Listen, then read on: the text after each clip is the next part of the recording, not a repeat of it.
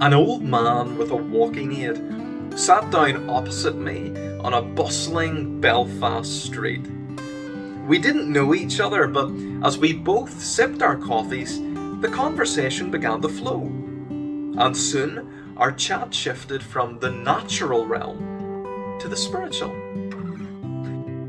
It was then I made a startling discovery. This man did not know the gospel. Prior to this, he had just told me he was a Christian, that he was actively involved in his church and had been a long-standing member at that.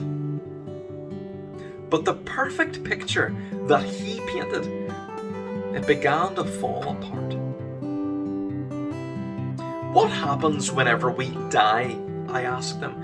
Is there a heaven? Is there a hell? I don't know, he said. Well, Jesus spoke much about heaven and hell. What about the gospel? What would you say to me if I only had 3 minutes to live? What must I do to get into heaven? Silence.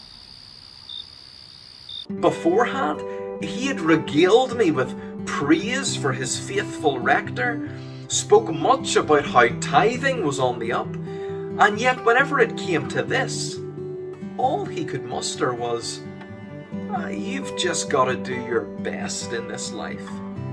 My heart broke, and I expressed my concern for him, and I pleaded with him, please, can I share with you the most important thing in my life, the gospel? At that, he stood and readied himself to leave.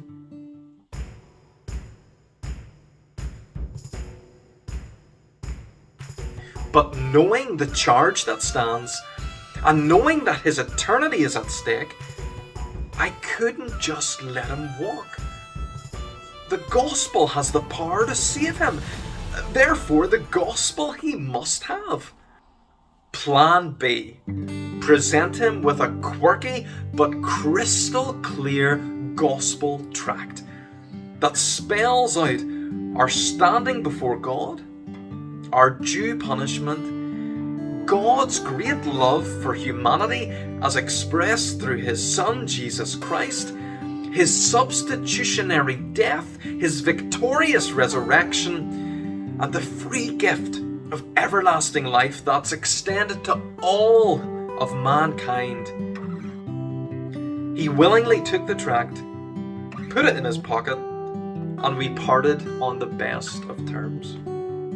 Charles Spurgeon said, where preaching and private talk aren't available, you should have good tracts. The gospel on paper is infinitely better than no gospel at all. You can equip yourself with tracts free of charge from keeponspeaking.org.